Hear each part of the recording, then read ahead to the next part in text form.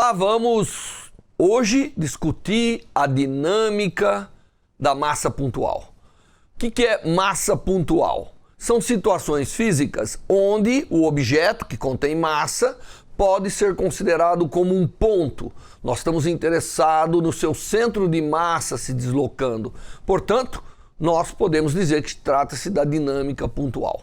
A primeira pergunta que nós fazemos é o que faz os corpos se movimentarem, tá certo? Então, razão do movimento dos corpos. Qual é a razão do movimento dos corpos? A razão dos movimentos é simplesmente a ação de uma força. A existência de uma força faz com que um objeto que estava parado entre em movimento, ou um objeto que está em movimento possa vir ao repouso e assim por diante. Normalmente nós costumamos dizer que o estado de movimento de um corpo, para ser alterado, precisa de uma força externa. Então, a existência de forças externas, que não são do próprio corpo, fazem com que o estado de movimento mude.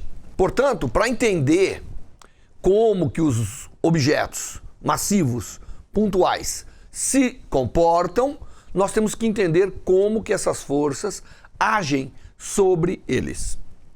Muito bem, muita gente estudou isso, né?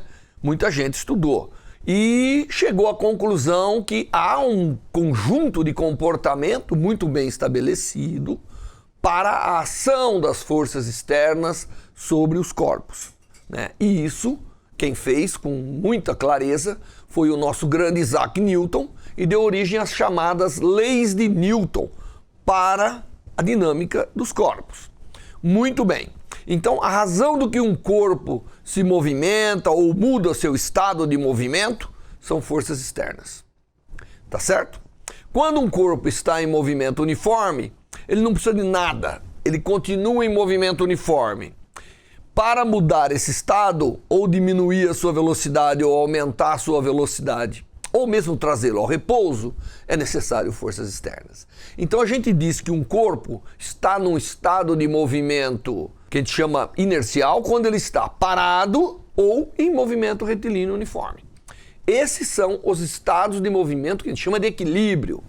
E para mudá-lo, necessitamos de força.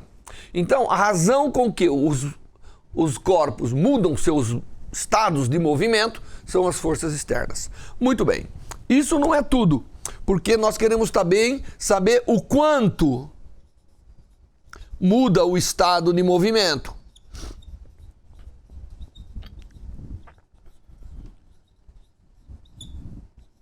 O quanto muda o estado de movimento de um corpo sob a ação das forças externas. Isso também foram lá e analisaram e descobriram umas coisas interessantes. O quanto vai mudar o estado do movimento quando age forças externas vai depender de duas coisas essenciais. Uma é a massa, que a gente chama da inércia do corpo. Quanto maior a massa, aparentemente, mais difícil é para mudar o estado de movimento. Quanto menor a massa, aparentemente, mais fácil é para mudar o estado de movimento. Então a massa, o valor da massa, principalmente para aqueles objetos chamados pontuais, que são aqueles que nós podemos considerar a massa num ponto, como eu havia dito, apenas a massa é a grande quantidade que vai determinar mais ou menos o quanto muda o estado. Mas às vezes nós temos objetos que têm a massa distribuída, né? E aí nesse caso a geometria da distribuição de massa e mais a massa, ela mesma, é que determina quanto que as forças externas vão mudar o estado de movimento. Esses são os chamados corpos estendidos, né? Então nós chamamos de corpos estendidos, que não são aqueles que podem ser considerados pontuais. São estendidos, a massa está distribuída, tá bom? No momento nós vamos tratar apenas os que têm massa pontual. Portanto, a sua massa é essencial. E a quantidade de massa tem a ver com uma característica que a gente chama inércia. Quando você está dentro de um ônibus e o ônibus freia, você está em movimento, né?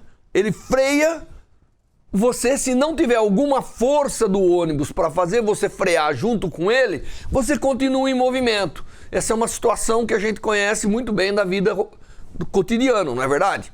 Até você bater na porta do ônibus ou na parede, aí o ônibus tem a chance de fazer uma força sobre você e mudar o seu estado de movimento. E assim por diante.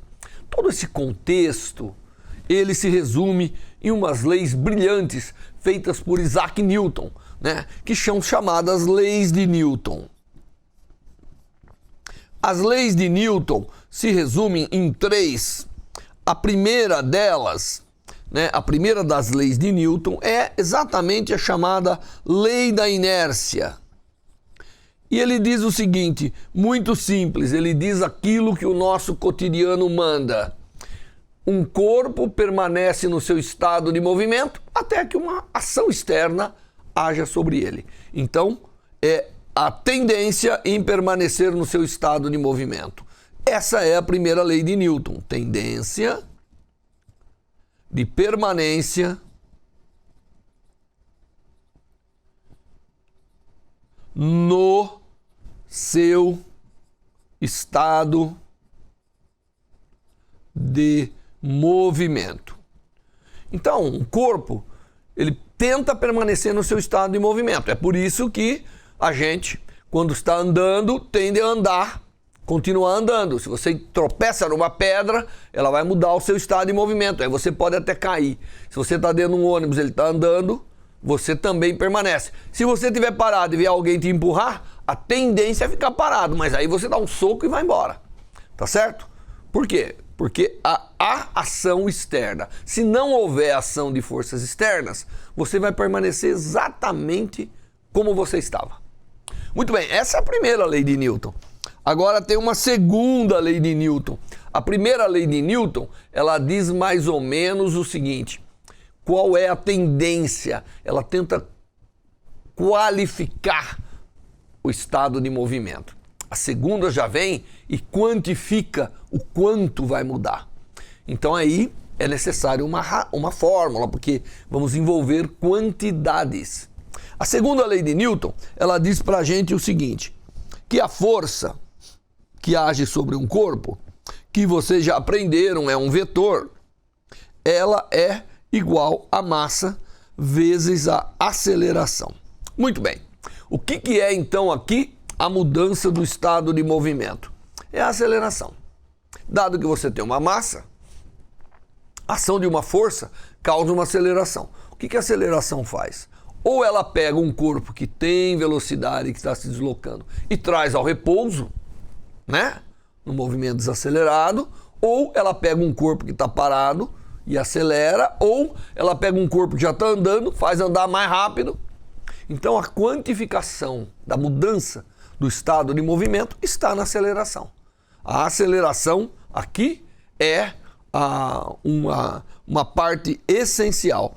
Muitas vezes nós temos muitas forças agindo sobre um corpo.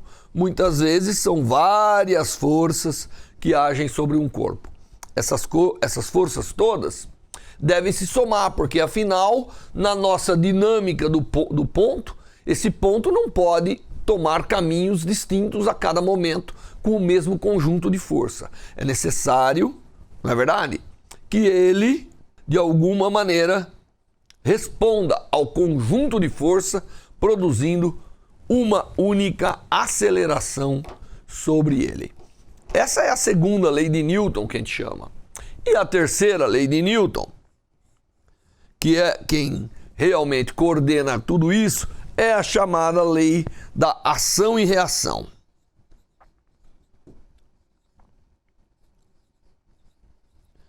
Essa diz o seguinte: muitas das ações são feitas por interação entre corpos, né? Existem vários tipos de interação. A interação eletrostática, a interação gravitacional, umas interações que estão lá no interior do núcleo atômico.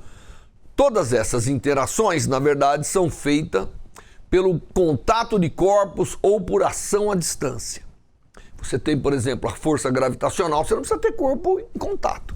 Elas agem mesmo com os corpos à distância.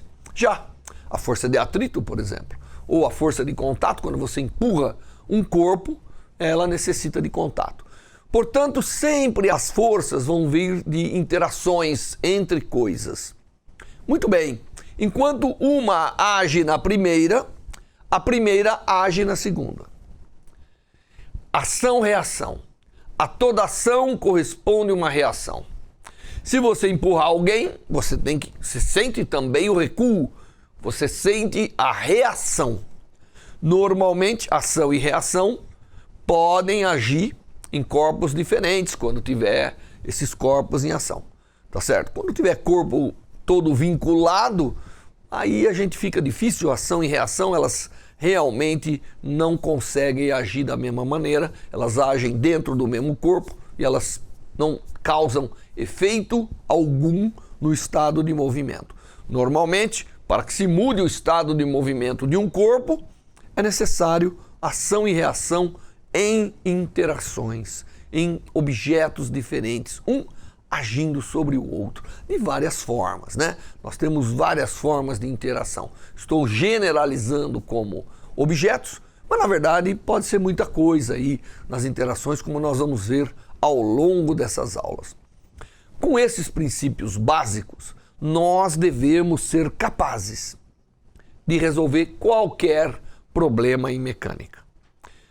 Envolvendo massas, envolvendo conjunto de massas, envolvendo todo tipo de coisa, nós devemos ser capazes de resolver. A dinâmica da massa pontual está resumida aqui. Primeiro eu tenho que saber o comportamento, depois eu tenho que quantificar a ação da força. E para fazer isso, eu tenho que lembrar que ação e reação existem no nosso sistema físico. Com essas leis básicas, nós resolvemos qualquer problema da dinâmica da massa pontual. E é isso que eu vou mostrar para vocês. Antes, porém, eu queria falar um pouquinho como que a gente deve fazer para resolver os problemas envolvendo situações físicas diversas. Pois eu já falei que para haver ação de uma força, você tem que ter alguma coisa, um contato, um outro corpo a uma certa distância, ou um campo elétrico que alguém gerou lá em algum lugar. Isso significa ter um campo no espaço gerado por alguém, não é verdade? Então, alguma coisa tem que ser feita para que você tenha ação, né, de forças entre os corpos. Portanto, normalmente os nossos problemas físicos, ou eles serão assim: olha, alguém, que eu não sei quem, faz uma força sobre o objeto. Me diga qual é a resposta. Essa é uma situação física. Eu não sei quem são os agentes, mas eu solicito que você aplique as leis e determine para mim como que está ocorrendo. Uma segunda situação tem vários corpos e sobre eles tem ações de vários tipos. E eu também pergunto, qual é a resposta desse sistema? Qual é o comportamento dinâmico que envolve normalmente mudança de estados, não é? Para esse corpo, mudança de estados de movimento, né? Não é estados físicos, mudança de estados de movimento para esses corpos. Essas são as duas situações principais. Há uma situação, porém, que está dentro dessas, onde há várias ações e eu pergunto em que condição nada ocorre, em que condição há o equilíbrio, em que condição o equilíbrio permanece. Obviamente, para que o equilíbrio permaneça, a soma total das forças sobre um corpo deve ser zero. Então, essas são as situações mais comuns para a gente lidar. Normalmente, deixa eu explicar aqui para vocês que o seguinte, normalmente para a gente poder resolver um problema de dinâmica, então a gente vai resolução dos problemas. Quando a gente vai resolver os problemas envolvendo a dinâmica da massa pontual, nós temos que fazer 3 ou 4 observações que são importantes. A primeira dessas observações é o seguinte: você tem que analisar o contexto geral, né? Então você tem que entender ou o problema ali é colocado ou você tem que descobrir quem age sobre quem. Isso chama-se contexto geral do problema. Obviamente que nós vamos fazer vários exemplos, mas você tem que se preocupar, primeiramente, em ver o contexto geral. A segunda coisa que você tem que ver é o seguinte: cada corpo individual. Porque agora, quando tem vários corpos, você tem que isolá-los. Eu sei que eles vão agir em conjunto e você então vai verificar, né, essa ação em conjunto. Mas é importante que você, quando tem roldanas, fios e tudo isso, você seja capaz de individualizar os corpos. Depois você tem que ver os vínculos. O que é um vínculo? Vínculos são as conexões. Se eu tenho dois corpos em contato e eles vão permanecer em contato, eles terão necessariamente que ter as mesmas características de movimento, não é? Se eu tenho dois corpos ligados por um barbantinho e esse barbantinho não muda de dimensão, esse é um novo vínculo. Os corpos terão que se movimentar mantendo o comprimento total desse vínculo. E assim por diante. Se você olha os vínculos, você sabe já dizer várias características do problema. Então, são esses três, mas não é tudo. Aí vem o quarto ponto, que é o mais importante, é aplicar as leis do movimento, que aqui no caso são as leis de Newton. Se você seguir isso aqui, você resolve os problemas de uma forma elegante. Nunca dá errado, porque nós estamos há séculos utilizando as leis de Newton em tudo ao nosso redor, em todo o nosso universo mecânico, e ninguém viu que ela não funciona. Ela funciona relativamente bem para tudo que a gente observa no mundo mecânico e, portanto, ela tem que, de alguma maneira, levar aos resultados certos quando aplicada de forma correta. Na próxima aula, nós já vamos começar utilizando esses princípios que nós acabamos de ver. Até lá.